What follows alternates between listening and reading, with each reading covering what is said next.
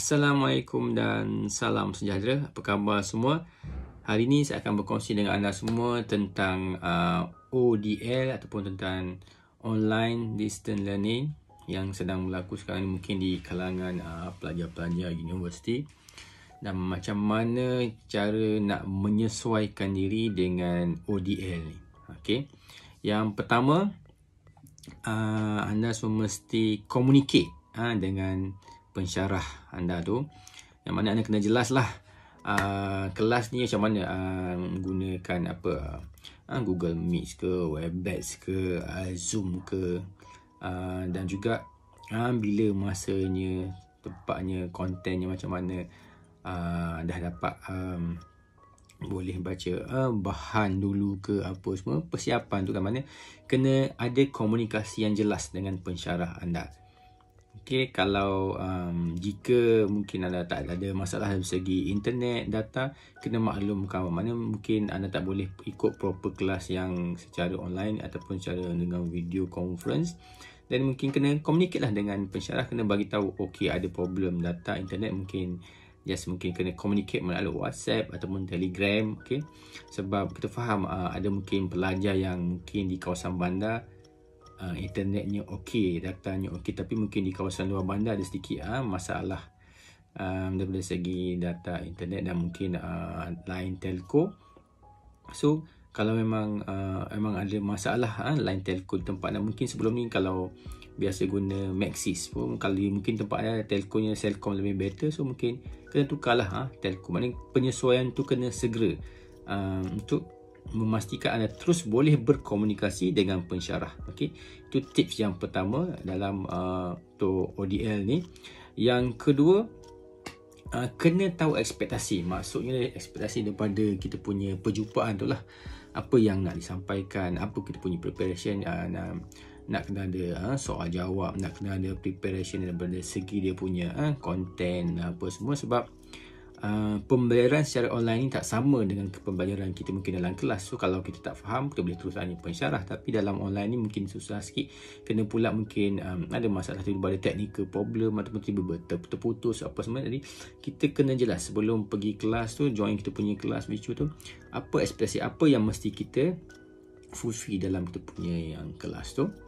Okey, yang ketiga, kena establish ataupun kena prepare workspace ataupun tempat kita punya persiapan untuk dalam untuk attend kelas tu lah. Daripada segi mungkin first, yang penting segi teknikalnya, mempunyai mungkin laptop ataupun smartphone yang boleh ada capaian bagus dari segi lightingnya, dari segi suaranya, pencahayaannya apa semua.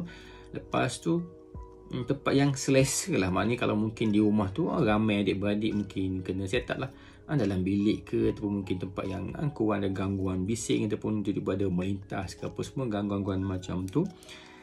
So kalau boleh set up sikit lah. Mungkin kalau tempat mungkin ruang tamu ada hujung space tu yang mungkin betul set up, ataupun mungkin tak kira lah bawah tangga ke tempat yang selesa dan mungkin ada sedikit privacy untuk kita ada kelas. Sebab kita akan mengikuti sesi kelas online ni mungkin lama lah kan, paling cepat sejam ataupun tengoklah setengah jam ke atas kelas yang dikendalikan oleh pensyarah yang tu lah.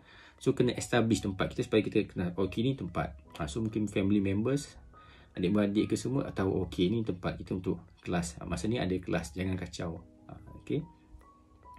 Yang seterusnya kita pergunakanlah segala sumber yang kita ada tu.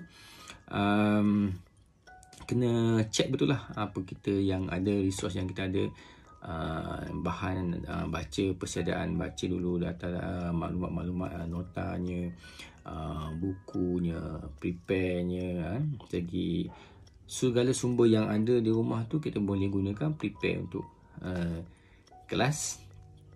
Okey, dan yang keterusnya ialah time management. Pastikan kita punya masa tu time betul-betul. Maknanya kalau memang kelas tak pukul 8, kena ready pukul 8 lah kan.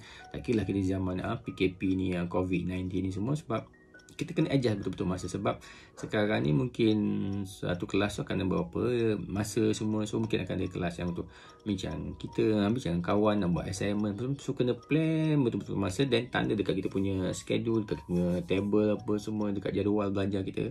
Kalau ada planner, tulis, sebab supaya kita tidak miss kelas-kelas yang sepatutnya, perbincangan yang, sebab kalau kita miss mungkin menyebabkan kita tak faham lah apa semua. So pastikan kita manage kita punya masa sebaik mungkin.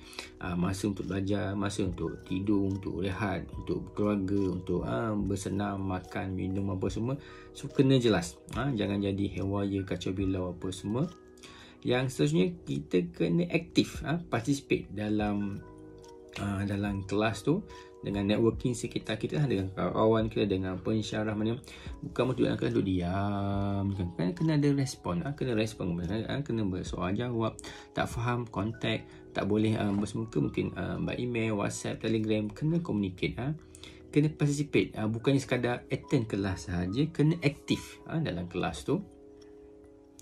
So itulah dia 6 tips yang saya boleh berkongsikan dengan anda semua tentang ODL, online ataupun online distance learning, yang mana sedang berlaku sekarang, di mana sebagai orang kata norma-norma baru yang kita kena adapt dengan segera dalam pembelajaran secara online ni. Sebab ialah nak pergi kelas sekarang ni, universiti pun semua tutup, sekolah pun tutup. So cara yang nak meneruskan ialah pembelajaran secara online distance learning, ataupun dikenali sebagai ODL. Tahu ekspektasi nak kelas macam mana, communicate dengan kita punya pensyarah ataupun guru, aktif dalam kita punya perbincangan tu. Lepas tu establish kita punya persekitaran tempat kita nak belajar tu. Lepas tu kita fully utilize semua resource yang ada di sekitar kita. Dan yang last sekali, yang keenam ialah manage, jaga kita punya masa tu, manage betul-betul masa kita, masa belajar, tidur, rehat, makan, bersenam, bersosial apa semua. Okay, sekian saja 6 tips untuk persediaan ataupun untuk memantapkan lagi kita punya ODL, online distance learning class. Okay, Assalamualaikum, sekian, terima kasih.